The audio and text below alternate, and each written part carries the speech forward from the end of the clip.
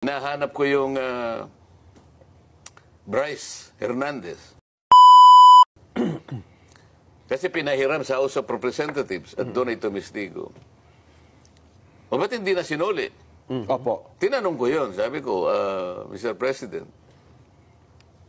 bakit hindi sinuli sa atin? Hindi ba? Ito yung sulat mo. Babasahin ko sa'yo. Opo. Oo.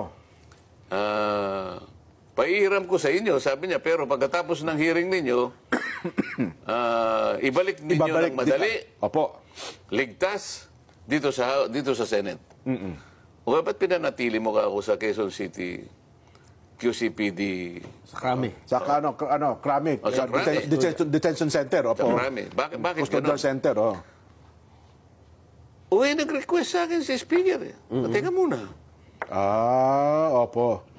Yun na yung napanood namin na nagkaroon ng viral ngayon sa social media. Bakit pag na-request na yung Speaker, sabi ko, sumusunod ka sa Speaker? Pero yun naman daw po kasi siya, na-request ng Bryce sa Kongreso.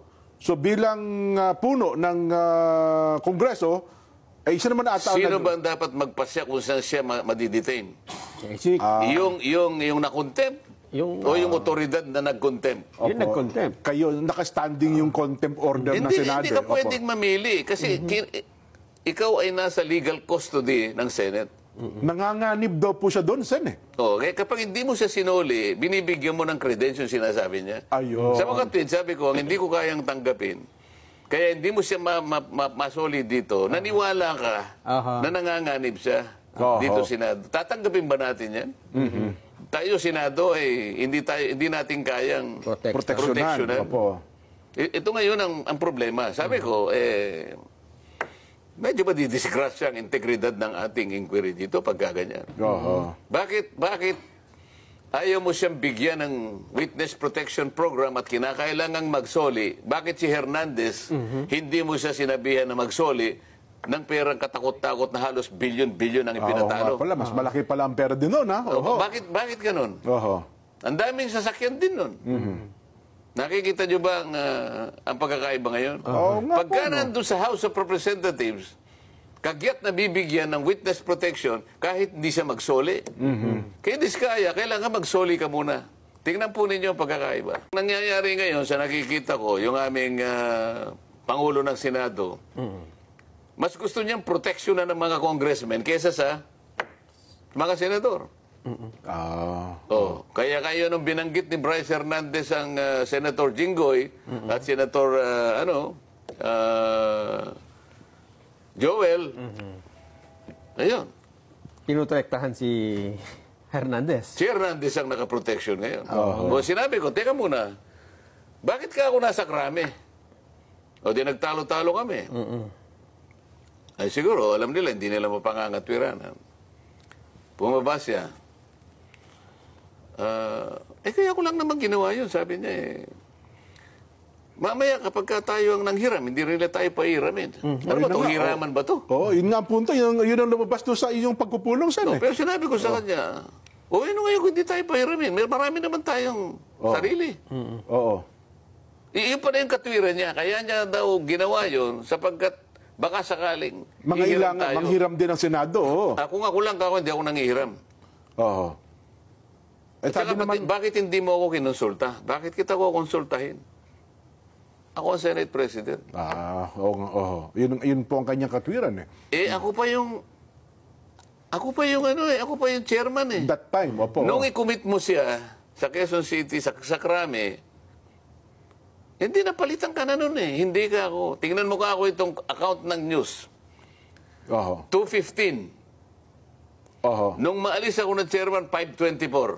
Yun pa yung palagi mo ka niya. Ako ang chairman Hindi mo binasa yung section 6 ng ating tuntunin. Basahin mo. Ano nakalagay doon, Sen? The committee alone. Sabi niya. Ako lang. Bilang kayo chairman ng komite. Nakita mo naman ang mainstream media. Opo. Nung nagsalita yung Diskaya at binanggit yung mga 17, ito wala akong sinasabi, binanggit lang. Opo. Hanggang doon lang tayo, binanggit.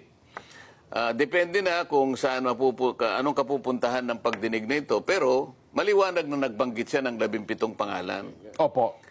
O tingnan mo yung mainstream media. Hindi naman hindi masyadong kinagat yun eh. Pero nung nagsalita yung Hernandez at binanggit yung dalawang senador, sumambulat ka agad eh. Ganun ho ba? Ngayon, ang pinagtataka ko naman sa panig ng aming leader, ako naman kayo rin naman siguro napapansin ninyo eh. Pagka yung Diskaya ang nagsasalita, ayaw niyang paniwalaan. Aha. Oo.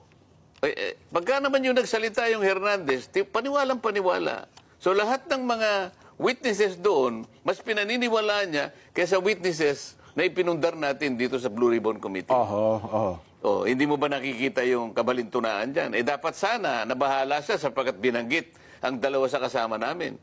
Pero wala kaming makita na ano eh.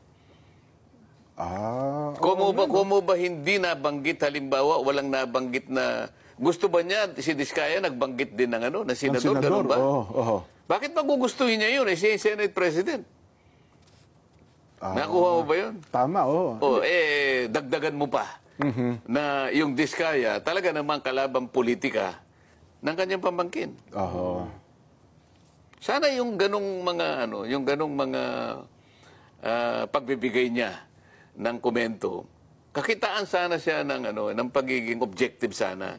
Dito maliwanag na na may kinikilingan na siya. Hindi nagiging mabuti, lalong-lalo sa mga kababayan natin. Palagi ko sinasabi, huwag mong uhusgahan ang katalinuhan ng mamamayan. Alam nila eh. Pumunta ka sa social media at tingnan mo kung anong sinasabi nila. Sinong nasisira ngayon? Sinong napupulaan? Yung Senado.